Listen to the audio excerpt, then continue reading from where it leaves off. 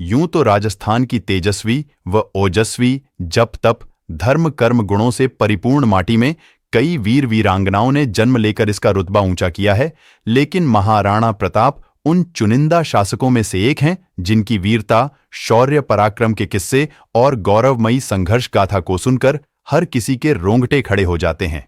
अमर राष्ट्रनायक, दृढ़ प्रतिज्ञा और स्वाधीनता के लिए जीवन भर मुगलों से मुकाबला करने वाले साहसिक रणबांकुर महाराणा प्रताप को जंगल जंगल भटककर घास की रोटी खाना मंजूर था, लेकिन किसी भी परिस्थिति व प्रलोभन में अकबर की अधीनता को स्वीकार करना कतई मंजूर नहीं था।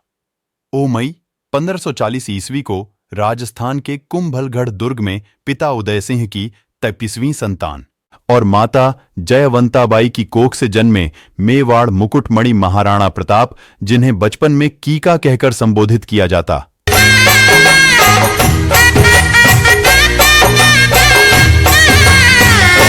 नीले घोड़ेरा असवाद म्हारा मेवाड़ी सिरदार राणा, सुनता ही जा जो दी मेवाड़ी राणा, सुनता ही जा जो अपनी निडर प्रवृत्ति, अनुशासन प्रियता और निष्ठा, कुशल नेतृत्व क्षमता, बुजुर्गों व महिलाओं के प्रति विशेष सम्मानजनक दृष्टिकोण, ऊंच नीच की भावनाओं से रहित, निहत्थे पर वार नहीं करने वाले, शस्त्र व शास्त्र दोनों में पारंगत एवं छापामार युद्ध कला में निपुण व उसके जनक थे। महाराणा प्रताप कूटनीतिज, राजनीतिज, मानसिक व शारीरिक क्षमता में अद्वितीय थे। उनकी लंबाई फीट और वजन 110 किलोग्राम था तथा वे 12 किलो के छाती कवच, 81 किलो के भाले, 208 किलो की 2 वजनदार तलवारों को लेकर चलते थे।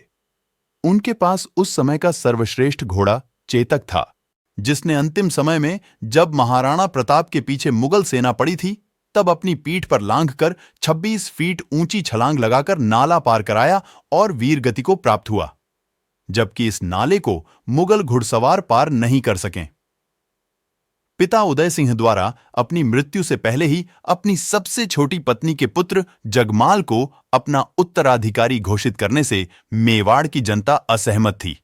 महाराणा प्रताप ने मेवाड़ छोड़ने का निर्णय किया, लेकिन जनता के अनुनय विनय के बाद वे रुक गए और 1 मार्च 173 को उन्होंने सिंहासन की कमान संभाली।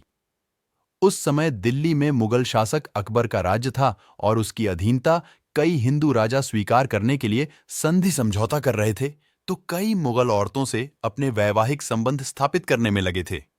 लेकिन इनसे अलग महाराणा प्रताप को अकबर की दास्ता मंजूर नहीं थी। इससे आहत होकर अकबर ने मानसिंह और जहांगीर की अध्यक्षता में मेवाड़ आक्रमण को लेकर अपनी सेना भेजी। 18 जून 1576 को आमेर के राजा मानसिंह और आसफ खां के नेतृत्व में मुगल सेना और महाराणा प्रताप के बीच हल्दी घाटी का युद्ध हुआ। माना जाता है कि इस युद्ध में न तो अकबर की जीत हो सकी और न ही महाराणा प्रताप की हार हो सकी। एक तरफ अकबर की विशालकाय साजो सामान से सुरक्षित सेना थी, तो दूसरी ओर महाराणा प्रताप की जुझारू सैनिकों की फौज थी। हल्दी घाटी के ऐतिहासिक युद्ध के बाद महाराणा प्रताप परिवार सहित जंगलों में विचरण करते हुए अपनी सेना को संगठित करते रहे।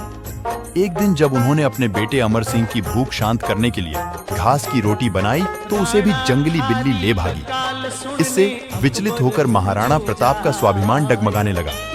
उनके हौसले कमजोर पड़ने लगे। ऐसी अफवाह फैल गई कि महाराणा प्रताप की विवशता ने अकबर की अधीनता स्वीकार कर ली। तभी बीकानेर के कवि पृथ्वीराज राठौड़ ने महाराणा को पत्र लिखकर उनके सुप्त स्वाभिमान को पुनः जगा दिया। फिर महाराणा प्रताप को मरते दम तक अकबर अधीन करने में असफल ही रहा। अंततः महाराणा प्रताप की मृत्यु अपनी राजधानी चावंड में धनुष की डोर खींचने से उनकी आंत में लगने के कारण इलाज के बाद 51 वर्ष की उम्र में 29 जनवरी 1537 को हो गई। कहते हैं महाराणा प्रताप की मृत्यु का समाचार सुनकर अकबर की आंखों में भी प्रताप की अटल देशभक्ति को देखकर आंसू छलक आए थे।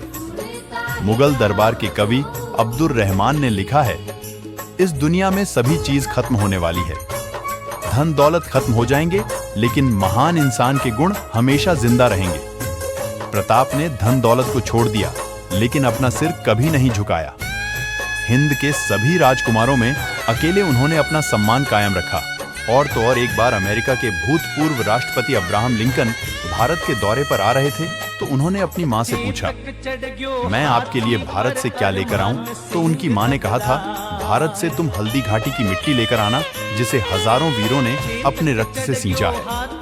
लेकिन इन सब के उपरांत भी इतिहास की पाठ्य पुस्तकों में महाराणा प्रताप की वीरता के अध्याय पढ़ाने की बजाय अकबर की महानता के किस्से पढ़ाना इस सच्चे राष्ट्रनायक के बलिदान के साथ नाइंसाफी है। धरती के इस वीर पुत्र के प्रति सच्ची श्रद्धांजलि तभी होगी कि जब उसकी महानता व माटी के प्रति कृतज्ञता की कहानी हर एक जन तक पहुंचाई जाएगी।